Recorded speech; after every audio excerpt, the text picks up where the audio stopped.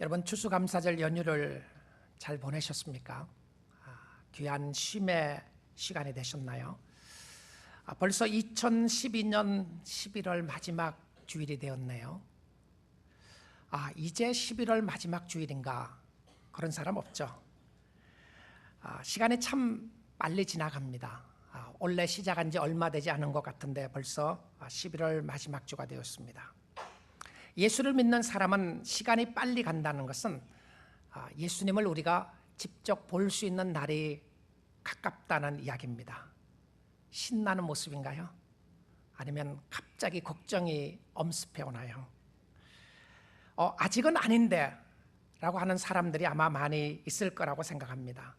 아직은 아닌데, 아직은 죽게 갈 날이 아닌 것 같다라고 생각하는 사람은 아마 행위적으로 있어서 내가 죽게 한 일이 별로 없다고 하는 생각을 하기 때문일 거라고 생각됩니다.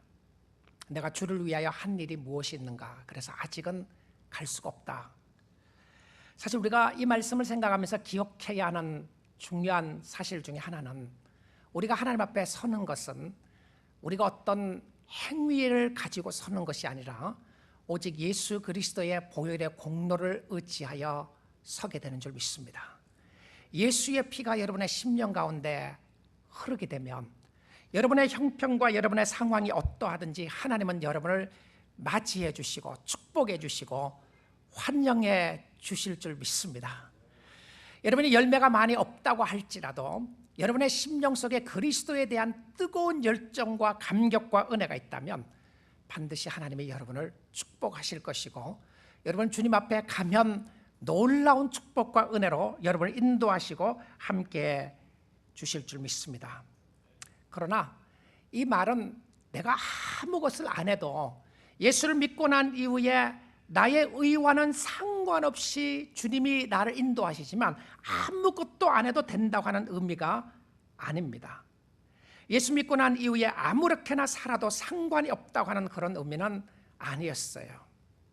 사도 바울은 나의 달려갈 길과 주 예수께 받은 사명을 다하기까지 나는 달려가고 뛰어간다고 그랬습니다. 그래서 주님께서 나를 위하여 생명의 면류관을 준비해 놓으시고 예비해 놓으셨다라고 바울은 그렇게 고백을 했습니다. 그것은 단순히 어떤 구원 이상이었던 것 같아요.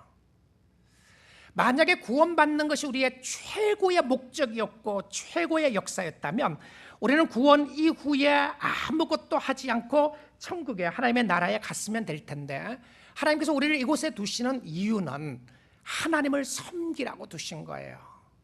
하나님을 사랑하라고 두셨습니다. 혹시 여러분의 심령 가운데 내가 젊었을 때 섬겼어야 됐지, 지금 내가 어떻게 하나님을 섬길 수 있습니까? 라고 생각하는 사람이 있나요? 여러분, 늦지 않아요. 주님 앞에 가는 바로 그 순간까지 우리에게는 시간이 있습니다. 하나님을 섬길 수 있는 마음이 있고요. 근데 혹시 여러분이 2012년 연말을 앞두고 내가 주를 위하여 한 일이 무엇인가? 그래서 2013년을 생각을 하면서 내가 주님을 위해서 무엇을 할 것인가 라고 하는 마음을 가지고 있나요? 여러분, 열정이 있어야 섬길 수가 있게 됩니다. 여러분의 마음속에 주께 향한 주님을 섬기고자 하는 열정이 마음속에 되살아날 수 있기를 원합니다. 아무런 의욕도 없고 하고 싶지도 않고 할 의미도 못 느끼고 교회를 가도 그만 안 가도 그만, 성경을 읽어도 그만 안 읽어도 그만, 그런 상황 가운데 살아나가고 있는데 여러분의 심령 속에 아무런 열정이 없다면 그것은 굉장히 안타까운 모습일 것입니다. 여러분, 의욕을 상실하게 되면 어려워지는 것이죠. 식욕이 없어지게 되면 건강을 해치게 됩니다.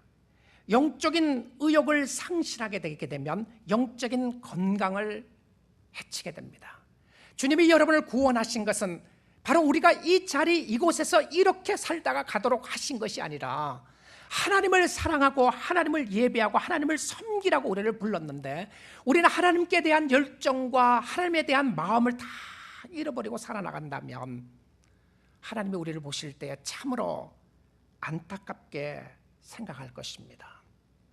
여러분, 자녀가 공부하고자 하는 의욕도 다 잊어버리고 공부를 해야 될 학생임에도 불구하고요, 살아나가야 될 의미도 다 잊어버리고 그냥 살아나간다고 한다면 그것은 얼마나 부모에게 큰 아픔거리가 될 것이며 어려움거리가 되겠습니까?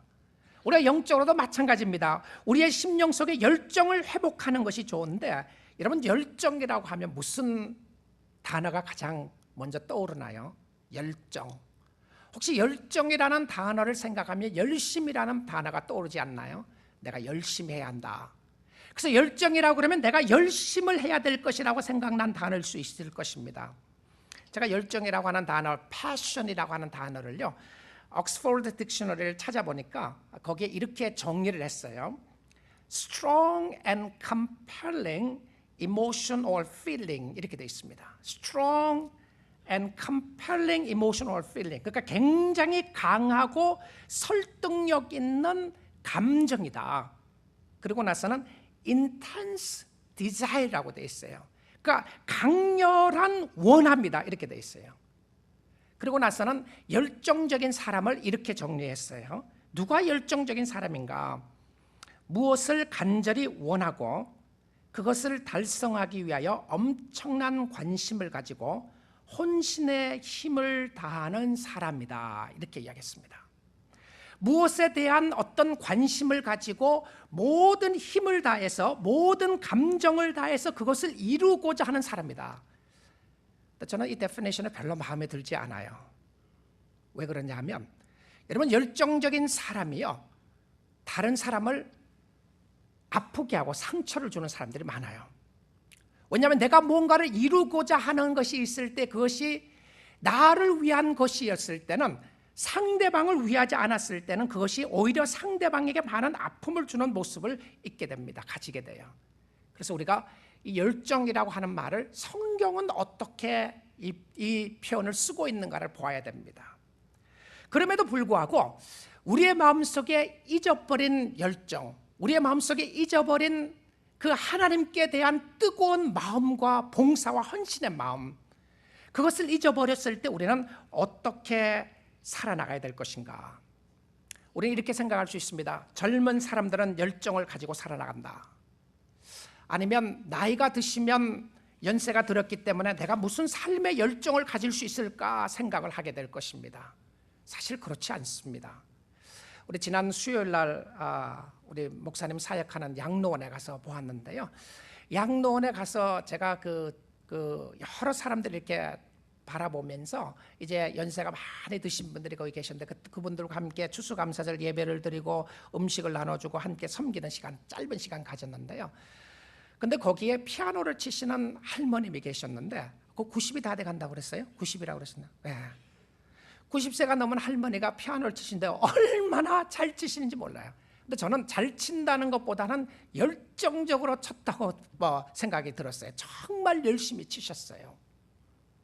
근데 우리의 심령 속에 열정이라고 이야기를 할 때에 사무엘 울만이라고, 세뮤엘 울만이라고 하는 사람이요, 78세 때에 시를 쓰면서 젊음이라고 하는 것에 대해서 시를 썼어요. 젊음이란 인생의 어느 기간을 말하는 것이 아니라 마음의 상태를 말한다 그랬어요. 그래서 그는 이렇게 이야기했습니다. 청춘이라고 하는 것은 인생의 어떤 한 시기가 아니라 마음가짐을 뜻하나니 장밋빛 볼, 붉은 입술, 부드러운 무릎이 아니라 풍부한 상상력과 왕성한 감수성과 의지력, 그리고 인생의 깊은 샘에서 솟아나는 신선함을 뜻한다 그랬어요. 마음속에서 나오는 어떤 마음에 대한 열정, 마음에 대한 신선함, 마음에 대한 욕구치는 그런 열정을 이야기했습니다. 그래서 그는 이야기하기를 청춘이란 두려움을 물리치는 용기, 안이함을 뿌리치는 모험심, 그 탁월한 정신력을 뜻하나니 때로는 20살 청년보다 70살 노인이 더 청춘일 수가 있다. 누구나 세월만으로 늙어가지 않고 이상을 잃어버릴 때 늙어가나니, 그러니까 이상을 잃어버리고 꿈을 잃어버리면 늙어간다. 세월은 피부에 주름을 늘리지만 열정을 가진 사람을 시들게 하진 못하지. 근심과 두려움, 자신감을 잃은 것이 우리 기백을 죽이고 마음을 시들게 하네. 그대가 젊어 있는 한 70이건 16이건 가슴 속에는 경이로움을 향한 동경과 아이처럼 왕성한 탐구심과 인생에서 기쁨을 얻고자 하는 열망이 있는 법이야. 그러니까 열정, 우리가 되살아나야 되고 우리가 생각해 보아야 될 모습인 것을 바라보게 됩니다. 그런데 이 열정이라고 하는 단어는, 패션이라고 하는 단어는요, 라틴어에서 나오는 순환 혹은 고난과 연결되는 단어였습니다. 그러니까 열정이라고 해서 나의 삶 속에 일어나는 어떤 내적인 힘만을 이야기했던 것이 아니고요, 패션, 고난과 순환의 의미가 담겨져 있었다는 것이죠. 그리스도의 열정은 십자가를 지는 고난이었습니다. The passion of the Christ, 예수 그리스도의 열정이라고 했던 그 영화는요, 그리스도의 순환에 관한, 핍박에 관한 것을 다루었다는 사실입니다.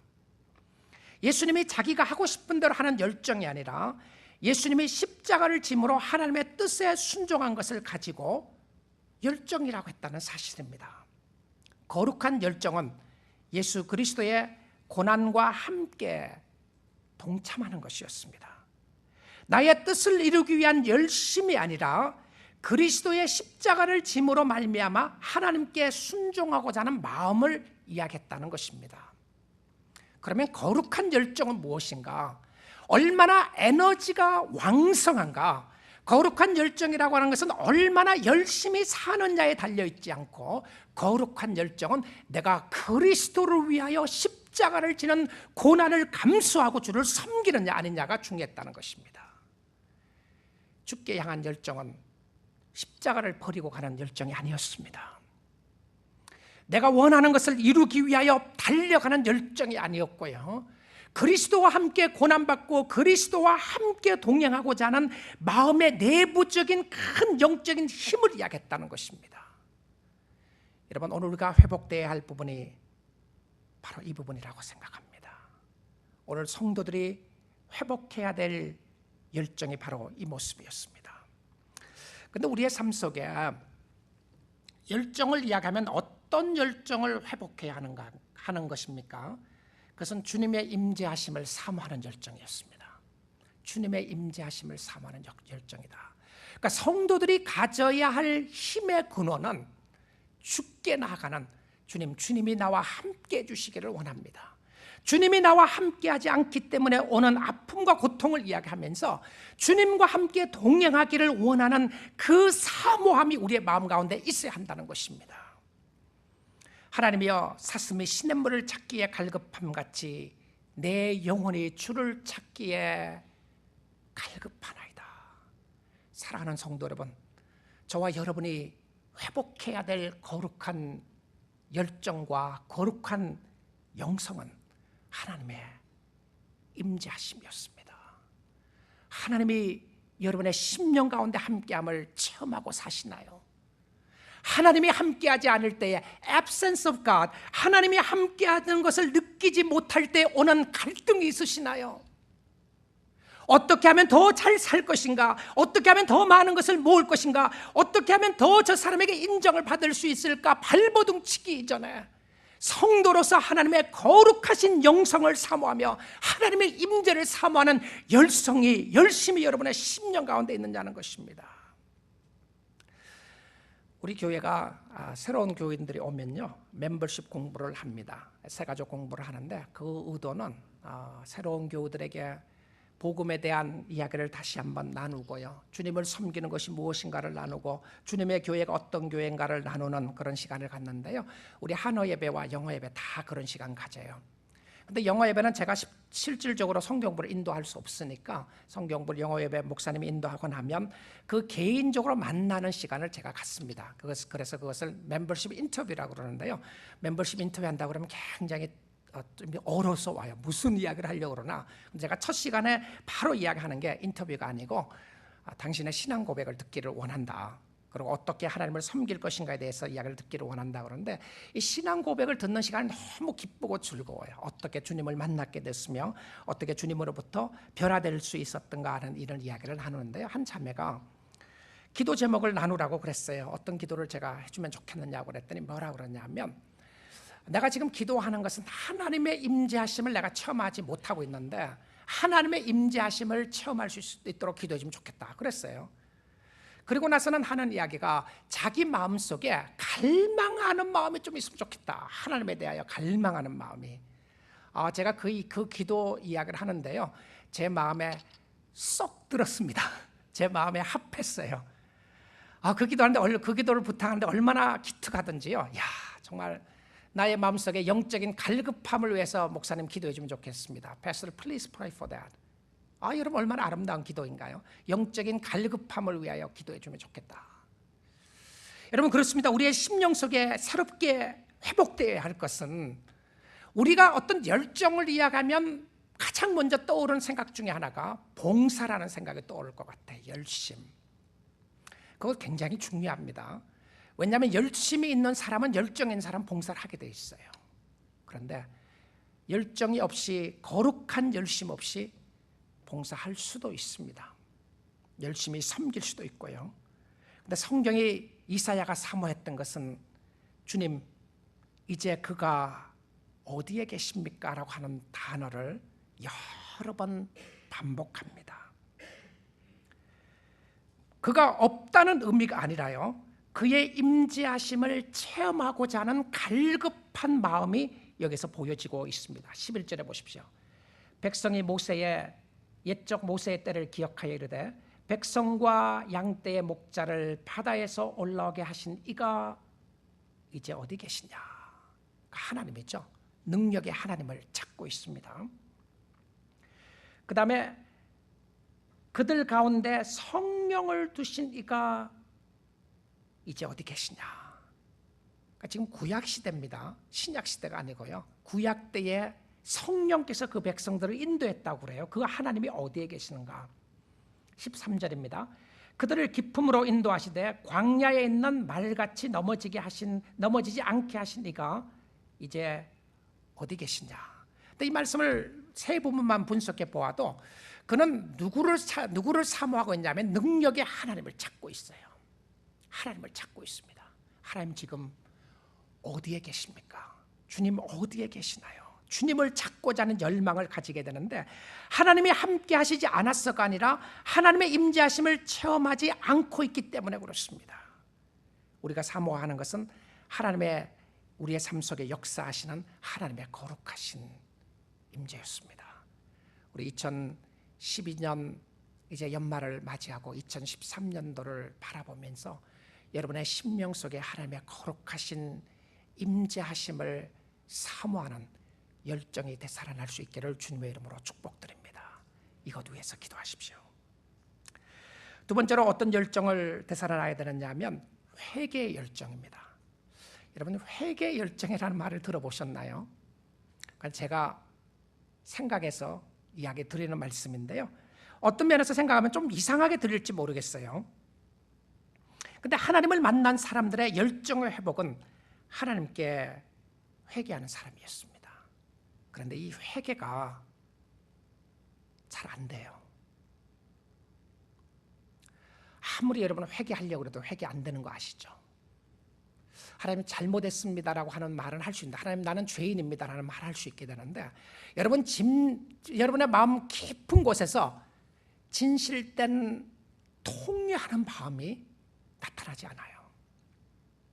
근데 왜 그러냐면 이 회개라고 하는 것은 성령의 강권적인 역사가 있을 때에 우리가 회개할 수 있게 돼요. 근데 이 회개하지 않으면 우리의 마음이 하나님에 대해서 굳어지게 됩니다. 마음이 자꾸 딱딱하게 돼요. 성령의 역사를 우리가 사모하지 않으면 우리의 심령이 딱딱해지게 되는데요, 근데 거룩하신 하나님의 임재하심을 보지 않으면 진정한 회개가 나타나지 않아요. 오늘날 성도들의 삶 속에, 저와 여러분의 삶 속에 정말 회복되어야 하는 것은 회개의 열정입니다. 주님을 만나는 열정이었어요. 주님과 함께하는 열정이었습니다. 이사야 선지자가 주님을 만나면서 그런 고백합니다. 하나님, 나는 주님 앞에 지렁이와 같습니다. I'm like a worm. 나는 지렁이와 같습니다. 베드로는 예수님을 만나고 난 이후에 그는 이야기했습니다. 주여 나를 떠나소서, 나는 죄인으로소이다. 근데 그전에는 주님을 안 만났다는 것이 아니었어요. 주님과 함께 했는데 그랬어요. 다윗은 주님 앞에 범죄하고 난 이후에 철저하게 하나님 앞에 고백을 하면서 그렇습니다. 하나님, 구원의 기쁨을 나의 마음속에 회복시켜 주시기를 원합니다. 무엇이었나요? 전부 다 회개에 관한 역사였습니다. 오늘날 성도들에게, 저와 여러분에게 필요한 것은 진정한 하나님의 임재하심 가운데 회개하는 역사였습니다. 그런데 왜 임재하심이 보이지 않나요? 하나님의 임재가 보이지 않습니까? 그것은 바로 죄 때문에 그랬다는 사실입니다. 죄가 하나님을 가리고 있었습니다. 그런데 이 회개라고 하는 것이 굉장히 신기합니다. 그리고 신비롭게 하기도 합니다. 왜냐하면 우리의 삶 속에 진정한 회개가 일어나게 되면 너무너무 마음에 기쁨이 있어요. 감사가 있고요. 여러분 혹시 그런 경험 하셨죠? 다 성도님들은 하셨을 것이라고 생각을 하는데요. 하나님 앞에 간절한 심령으로 죄를 고백하고 있는데 마음은 너무너무 기쁜 거 있죠. 그렇죠? 너무너무 감사한 거예요. 하나님, 나 같은 죄인 살려주신 하나님 정말 감사합니다. 제가 하나님 앞에 거꾸러지는 계기가 됐던 것 중에 하나가 고등학교 2학년 때였습니다. 수련회 갔어요. 하나님의 임재하심 가운데 제가 주님 앞에 무릎 꿇고 기도를 하는데, 그 수련회 때 정말 하나님 앞에 회개하면서 기도를 하는데, 회개하면서 기도하는데 마음이 너무너무 기뻤어요. 너무너무 감사했어요. 그래서 내 눈물을 흐르면서 웃으면서 하나님 앞에 감사하면서 회개하는 시간을 가졌는데요. 이 감사하면서 회개하는 시간을 갖고 난 이후에 나타나는 모습 중에 하나가 무엇이냐면 헌신입니다. 헌신해요. 그래서 제가 주님, 내가 주를 위해서 무엇을 하면 좋겠습니까? 어떻게 나의 일생을 어떻게 섬기면 좋겠습니까? 그리고 그때 주님이 원하시면 내가 목회자가 되겠습니다라고 헌신했던 때가 있었습니다. 근데 물론 그 전에도 그런 마음을 가졌지만 제가 진정한 하나님의 깊은 사랑과 은혜를 체험하고 나아갈 때에 헌신하게 되고 회개하는 역사들을 바라보게 되었습니다. 근데 이 회개는 하나님의 사랑에 대한 반응이었습니다. 우리를 치실 것이라고 하는 하나님의 무서움과 두려움이 아니라 하나님의 자비케 하심이 우리를 회개하겠다, 하나님의 용서와 하나님의 사랑이 우리의 마음을 뒤흔들어 놓는 성령의 역사를 통해서 일어나게 되었던 것을 보게 됩니다. 이 회개의 역사가 일어나게 되면 우리의 마음 가운데 세 번째로 사모하는 것이 있습니다. 그것은 하나님을 기쁘시게 하고자 하는 열정이 살아나요. 내가 어떻게 하면 주님을 기쁘시게 할 것인가? 이 주님을 기쁘시게 하는 말을 다른 말로 표현을 하게 되면 우리의 마음속에 나타나는 열매였습니다. 열정의 열매였던 것이죠. 그런데 이 열매를 찾기 이전에, 내가 왜 이렇게 열정을 갖지 못했느냐, 열매를 찾기 이전에 찾아야 될 것은 무엇이냐면 하나님의 임재하심이었어요. 하나님의 거룩하신 임재하심을 체험하고 난 이후에 주께 향한 뜨거운 마음을 가지고 주님 앞에 나갔던 모습들을 보게 됩니다. 그런데 이 10절 말씀에 보게 되면 그들이 나를 반역했다라고 하는 표현을 쓰는데, 하나님이 사랑했음에도 불구하고 반역했다는 표현을 쓰는데, 이 반역했다고 하는 단어는요, 사람의 관계에 있는, 사랑의 관계에 있는 사람에게만 적용되었던 독특한 표현이었습니다. 그러니까 하나님의 사랑의 모습이 있었는데 그 사랑을 의도적인 모습으로 반항하게 됐다는 것이죠.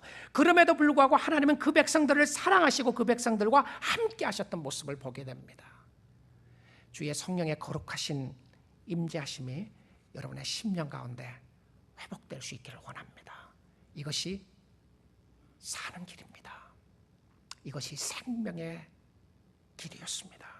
자, 그렇다면 어떻게 거룩한 열정을 회복할 수 있는가? 두 가지만 말씀드리겠습니다. 첫 번째는요, 내가 어떻게 하면 나의 심령 속에 거룩한 영적인 열정을 회복할 수 있겠는가? 나의 환경을 뛰어넘고, 나의 나이를 뛰어넘고, 나의 건강을 뛰어넘고, 나의 가진 것을 뛰어넘는 어떻게 하면 거룩한 열정을 나의 심령 속에 가질 수가 있게 되는가? 오늘 여기 본문에 보게 되면 1절부터 8절, 6절에 나오는 말씀인데요, 이 이사야가 놀라운 장면을 보게 됩니다. 하나님을 사랑한다고 자부심을 가지고 살았던 이스라엘에게 큰 환난이 닥치게 됩니다. 이 큰 환난은 온 민족을 뒤흔들기에 충분한 환난이었습니다. 이 환난 때문에 이스라엘 백성들은 하나님 앞에 부르짖고요, 하나님을 원망하기도 하고 하나님 앞에 절규하기도 하고 하나님 앞에 나가는 사람이 있는가 하면 하나님으로부터 멀어지는 사람들도 있었습니다. 그것은 바벨론 사람들이 쳐들어와서 이스라엘 백성들을 친 것이었습니다. 하나님의 거룩하신 임재하심이 함께 한다고 하는 성전이 불타는 모습을 보는 거예요. 여러분, 그 모습을 한번 상상해 보십시오. 교회가 불타고 있다. 나쁜 사람들이 쳐들어와서 교회를 다 불지르고 있다고 생각해 보십시오. 근데 지금 구약시대와 신약시대는 또 다른 모습이죠.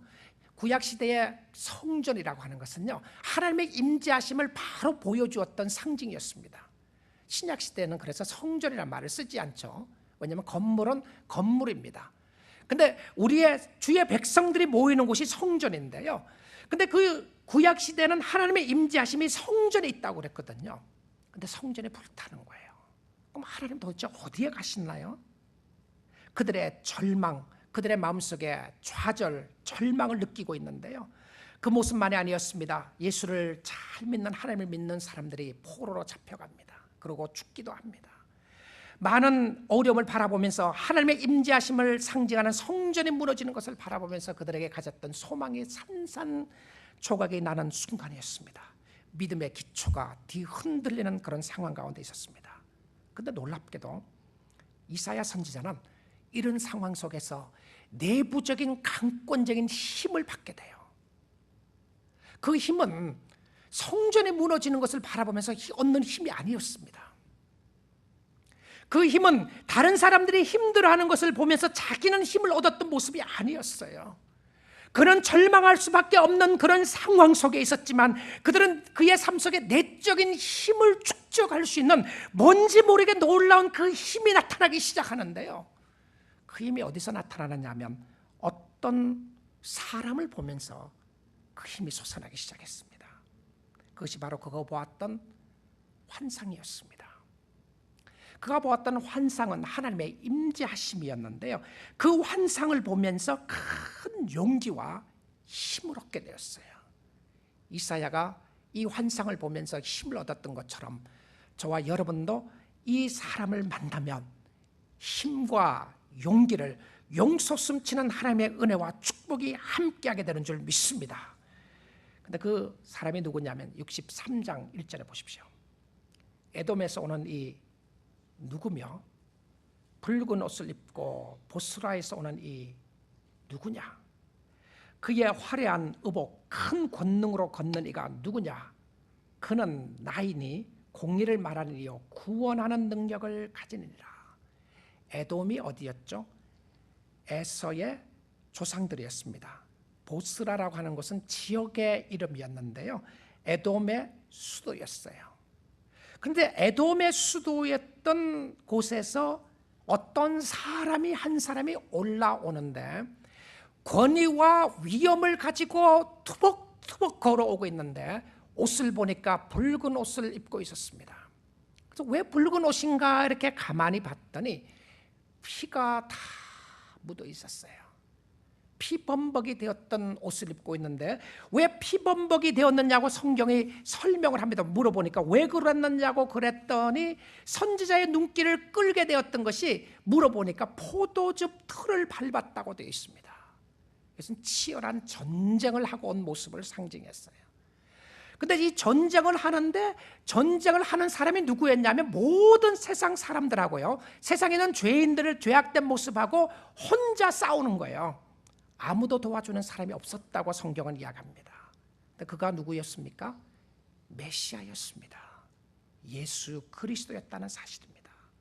그가 혼자 전쟁을 하게 되는데, 예수님이 오신 것은 죄를 멸하러 오셨고 사단을 쳐부수러 오셨고, 그러므로 말미암아 우리에게 구원을 주시고 생명을 주시기 위하여 오셨던 그 메시아를 바라보게 된 것이었습니다. 예수님이 전쟁에서 승리하는 모습을 보게 된 거예요. 자, 옷에는 피가 가득한 모습을 바라보면서 선지자는 너무 기뻤어요. 그 모습 보면서 절망하지 않았어요. 믿음의 모습으로 바라보니까 너무 기뻤는데요, 1절부터 6절까지가 너무나도 비참한 전쟁의 모습에서 승리하고 나오는 모습을 보여준다면 7절부터 나오는 것은 완전히 터닝 포인트가 일어나는 모습으로 보여줍니다. 그러니까 1절부터 6절까지를 설명하고 나서 이게 7절이 연결되는 말씀인가 할 정도로 놀라운 변형의 모습이 일어나요. 그리고는 7절에 고백을 합니다. 내가 여호와께서 우리에게 베푸신 모든 자비와 그의 찬송을 말하며 그의 사랑을 따라 그의 많은 자비를 따라 이스라엘 집에 베푸신 큰 은총을 말하리라. 전쟁에서 승리하고 나왔는 이 사람을 바라보면서 그에게는 힘을 얻게 되고 용기를 얻게 되면서 하나님께 감사하고 있는 모습을 바라보게 됩니다. 하나님을 찬양하고 있는 모습을 바라보게 돼요. 거룩한 열정의 회복은 그리스도를 떠나서 독립적인 열심일 수가 없습니다. 거룩한 열정의 회복은 반드시 십자가를 지는 것과 함께 가야 했던 것을 보여줍니다. 주께 향한 뜨거운 마음과 헌신한 마음에 관한 모습이 있어야 한다는 것이었습니다. 이사야의 모습이었습니다. 메시아를 바라보면서 그는 열정을 품게 되었어요. 오늘 메시아를 바라보고 그리스도를 바라보면서 여러분의 심령 가운데 주시는 거룩한 열정이 있기를 원합니다. 주님 바라보는 것이었습니다. 주님 의지하는 것이었어요. 그리고 그 주님을 바라보면서 그는 두 번째로 회복하는 모습 중에 하나가 하나님 앞에 기도합니다. 하나님 앞에 간절히 간구하며 기도해요. 여러분, 열정이, 거룩한 열정이 회복되기 위해서는 십자가와 함께 보아야 된다고 그랬어요. 여러분의 섬김이 그리스도의 죽음과 함께 가야 합니다. 십자가를 지는 아픔이 있다고 할지라도 주님 앞에 따라가는 모습이 있어야 하는데, 그러기 위하여 여러분의 심령 속에 나타나는 놀라운 역사의 모습 속에 기도의 모습이 있어야 돼요. 여러분, 이것은 해도 되고 안 해도 되는 것이 아닙니다. 반드시 일어나야 할 열정입니다. 여러분, 그거 위해서 기도하십시오. 주님, 나의 심령 속에 거룩한 열정과 영성이 회복되기 원합니다. 거룩한 주의 은혜가 회복되기를 원합니다. 그런데 그 열정을 위해서 기도하면서요, 15절 말씀에 이사야의 기도가 나옵니다. 자, 1절부터 6절까지가 메시아가 승리하는 모습을 보여주었다고 그랬죠. 그 다음에 7절부터 나오는 모습이 하나님을 찾고 있는 모습을 봅니다. 15절부터 해서 이사야의 짧은 기도문이 나와요. 근데 이 기도문이 너무나도 아름다운 기도문으로 나옵니다. 주여, 하늘에서 굽어 살피시며 주의 거룩하고 영화로운 처소에서 보옵소서. 주의 열성과 주의 능하신 행동이 이제 어디 있나이까? 주께서 베푸시던 간곡한 자비와 사랑이 내게 그쳤나이다. 무슨 이야기를 하고 있죠? 여러분, 우리가 하나님께 대한 열정을 가지기 전에 하나님의 열정을 우리의 마음 가운데 먼저 품어야 합니다. 주께서 나를 위하여 이루실 구원에 대한 감격과 은혜가 먼저 회복돼야 한다는 것이죠. 내가 주를 위하여 열심히 헌신하기 이전에, 내가 주님을 위하여 열심히 희생하기 이전에 주님은 여러분을 위하여 희생하셨고요, 여러분에게 모든 것을 이미 주셨습니다. 주님이 십자가를 이미 지셨고요, 십자가를 짐으로 말미암아 여러분에게 은혜를 회복시켜 주셨다는 것을 깨닫게 될 때에 주께 나아가는 기도가 나오는 모습이었습니다. 그리고는 16절에 이런 이야기합니다. 주는 우리 아버지시라. 너무너무 놀라운 고백이에요. 주님, 당신은 나의 아버지십니다. 아브라함은 우리를 모르고 이스라엘은 우리를 인정하지 아니할지라도, 그러니까 아브라함이 우리를 모르고 이스라엘이 인정하지 않는다고 할지라도, 성도들도 모르고 주위의 사람들도 모르고 옆에 있는 사람들도 모르고 아무도 모른다고 할지라도 그가 뭐라고 그래요? 여호와여, 주는 우리의 아버지시라. 이사야의 놀라운 고백의 모습을 보게 됩니다. 그리고는 이야기합니다. 옛날부터 주의 이름을 우리의 구속자라 하셨거늘. 이사야의 고백 속에 주위의 환경과 주위의 상황 가운데 주위의 사람들이 모르는 이런 어려움이 있다고 할지라도 그는 하나님께 대한 뜨거운 은혜와 사랑을 가지고 주께 나가 기도하고 있는 모습을 보게 됩니다. 하나님이여, 당신은 나의 아버지십니다. 사랑하는 성도 여러분, 혹시 시간이 흘러가는 대로 그냥 막연하게 살고 있지 않습니까? 오늘 주님이 주시는 열정이 회복될 수 있기를 원합니다. 여러분, 얼마나 나이가 들었는가 젊었는가가 중요하지 않습니다. 오늘 주께 향한 마음의 회복이 더 중요했습니다. 여러분 얼마나 많이 가졌느냐 아니냐가 중요한 것이 아니라 오늘 주님께 향한 거룩한 영성이 있는가가 더 중요했습니다. 오늘 주님을 섬기고자 하는 뜨거운 열정이 여러분의 심령 가운데 솟아나고 있는 것인가, 여러분의 심령이 하나님을 사모하는 마음이 있는가 아닌가가 더 중요했던 것을 보게 됩니다. 우리의 심령에 그런 모습이 없다면 우리는 신앙의 연수를 가지고 자랑할 것이 없습니다. 얼마나 오래 믿었느냐, 우리가 나이가 얼마냐 아니냐가 중요한 것이 아니라 우리의 심령 속에 하나님의 은혜와 축복이 어디 곳에 있느냐가 더 중요했던 것을 바라보게 됩니다. 유대인 랍비 시드니 그린버그라고 하는 사람이요, 이런 이야기를 했습니다. 노인과 청년의 차이에 대해서 이렇게 말했어요. 우리가 사람들을 믿는다면 청년이다. 그러나 사람들을 의심으로만 대한다면 노인이다. 우리가 받기보다 주고자 한다면 청년이다. 그러나 받기만을 기대한다면 우리는 노인이다. 우리가 즐길 것을 즐길 줄 안다면 우리는 청년이다. 그러나 인생이 뜻대로 안 된다고 꿈을 포기하고 산다면 우리는 노인이다. 우리가 새로운 아이디어를 찾고 있다면 우리는 청년이다. 그러나 만일 우리가 예로부터 내려오는 편견에만 사로잡혀 있다면 우리는 노인이다. 우리가 아직도 꿈을 안고 있다면 우리는 청년이다. 그러나 공상만 일삼고 있다면 노인이다. 우리가 매력적인 사람이 되고자 노력한다면 우리는 청년이다. 그러나 더 이상 아름다움에 관심을 잊어버렸다면 노인이다. 우리가 아직도 사랑을 찾고 있다면 청년이다. 그러나 우리가 자신의 고독만을 묵상하고 있다면 노인이다. 우리가 아직도 행복을 추구하고 있다면 청년이다. 그러나 만약 대가를 지불하지 않고 행복만을 추구하고 있다면 노인이다. 사랑을 받고 줄 줄 안다면 우리는 청년이다. 그러나 일방적으로 사랑만을 기대한다면 우리는 노인이다. 우리의 형편 상황에 중요했던 것이 아니라 주께 향한 뜨거운 열정과 은혜가 중요했습니다. 열정은 그리스도와 함께 동참하는 것이었습니다. 예수님이 우리의 동참하셨던 것처럼 우리가 그리스도의 고난에 함께 동참하는 것인데요, 이것을 주를 따라감에 따라 주를 섬기고 따라가며 십자가를 지는 어려움이 있다고 할지라도 함께 주님과 가는 것이었습니다. 사랑하는 성도 여러분, 십자가 버리고 따라가고 있지 않습니까?